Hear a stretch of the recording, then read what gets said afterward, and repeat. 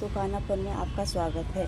मैं आज आपको एक ऐसे लिक्विड फर्टिलाइज़र के बारे में बताऊंगी जो मेरे पौधों को डालती हूँ। जो मेरे पौधे खूब घने हो रहे, फल खूब लगो। ये चंपा का पौधा दिखा रही हूँ। देखो, पहले आपने मेरी शुरू की वीडियो देखी हो तो ये मैंने कटिंग से ही पौधा लगाया था। देखो कैसा अच्छा हो रहा और कितने सुंदर फूल आ रहे हैं इसमें। ये मेरे लिक्विड फर्टिलाइज़र का ही कमाल है। मैं आपको बाद में इस वीडियो में बताऊंगी मेरे कौन कौन से मैं लिक्विड फर्टिलाइज़र देती हूँ जो मेरे पौधे अच्छे स्वस्थ और घने रहते हैं। ये मेरा गुड़हल का फूल है। देखो कितनी कली बन रही है। मैं कली इस पे से 4-5 फूल तोड़ के ले गई हूँ, भगवान जी को चढ़ाए हैं। देखो कितनी कली अच्छी बन रही है। देखो आज भी शायद ही फूल खिल जाए, कितनी अच्छी। ये मेरा अपराजिता का पौधा है। देखो अपराजिता का भी फूल काफ़ी घना हो रहा है मेरा पौधा। ये मेरा मधुकामनी का पौधा है। मधुकामनी में भी देखो मैंने वो लिक्विड फर्टिलाइज़र डाला था तो इसमें भी देखो ये बीज कली बन रही हैं। उस लिक्विड फर्टिलाइज़र को आप किसी में भी डाल दे सकते हैं। अब नवंबर का महीना चल रहा है। नवंबर में पौधों में थोड़ा हमें ध्यान रखना पड़ेगा क्योंकि थोड़ी धूप में भी रखने पड़ेंगे। अब हमें इन्हें फुल सनलाइट में रख सकते हैं। ये मेरा जेट प्लांट है। जेट प्लांट भी देखो मेरा काफ़ी घना हो रहा है। ये भी मेरी छोटी छोटी सी मैंने सब कटिंग लगा रखी थी, सब ये ग्रो हो गई थी। ये मैंने बरसात में लगाई थी। ये मेरा ये भी अपराजिता का है। ये मेरी वाइट कलर की अपराजिता है। देखो कैसे सुंदर फूल आ रहे हैं। एक अपराजिता मेरी ये देखो मैंने इसमें तुरई के बीज डाल दिए थे। तुरई में भी फूल आने लगे हैं उसी मेरे लिक्विड फर्टिलाइज़र से। देखो कैसे अच्छे फूल खिल रहे हैं इसमें।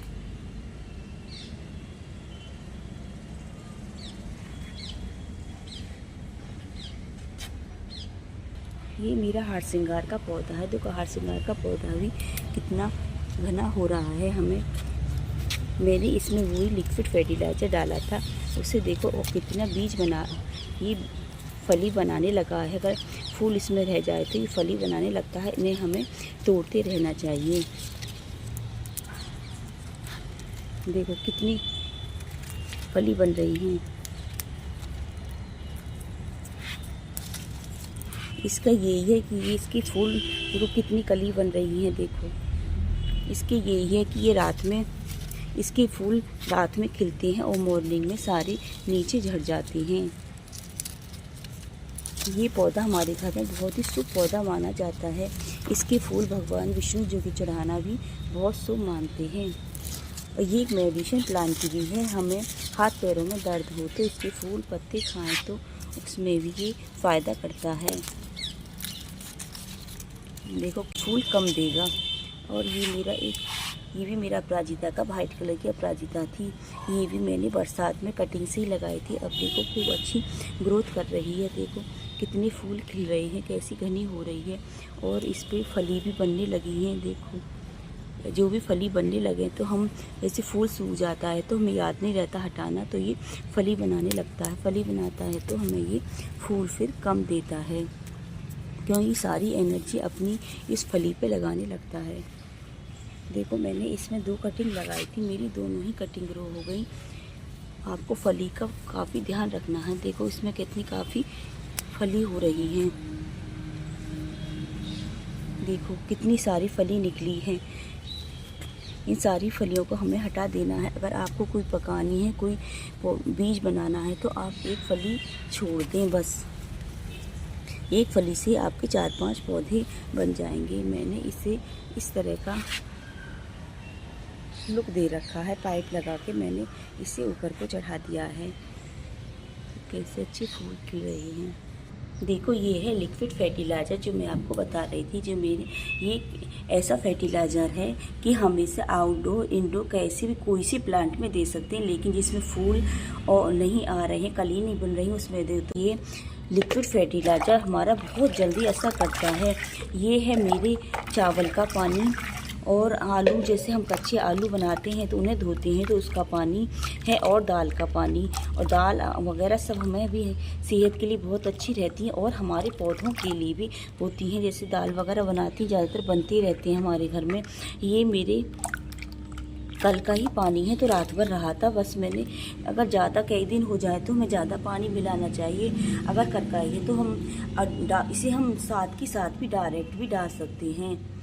ये कोई हमारे पौधों में नुकसान नहीं देगा। ये प्याज का और लहसुन और प्याज का, लहसुन का और आलू का, ये सब मैंने मिक्स करके बनाया। पहले मैं अलग अलग बनाती हूँ, मिक्स करके बनाओ तो हमें और हमारे पौधों में फ़ायदा रहता है। अलग अलग बनाती हैं तो हमें भी थोड़ी दिक्कत रहती है कि अलग अलग पौधों के लिए फिर ऐसे डालना पड़ता। मैंने एक साथ ही बना लिया।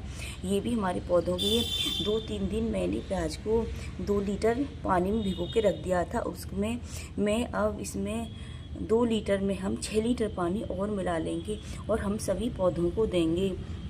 आपको इस बात का भी ध्यान रखना है कि आप जब ये लिक्विड फर्टिलाइजर दें तो आपके पौधे की मिट्टी सूखी होनी चाहिए, गीली नहीं होनी चाहिए। ये फर्टिलाइज़र हमें सूखी मिट्टी में ही देना है। जब 2 इंच तक हमारे पौधे की मिट्टी सूख जाए तो हमें तभी देना है, तभी हमारे पौधों में फ़ायदा देगा। गीली मिट्टी में डाल देंगे तो हमारे पौधे में ज़्यादा फिर नमी हो जाएगी तो फिर फंगस लगने का डर रहता, पौधा ख़राब भी हो जाता है। हमें इस बात का ध्यान रखना है।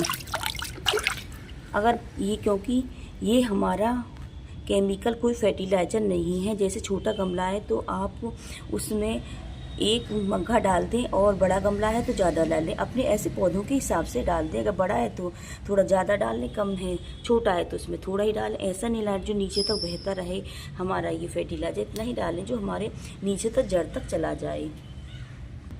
अब नवंबर का महीना चल रहा है, थोड़ी ठंडी का सा मौसम हो गया है तो हमें ये फर्टिलाइज़र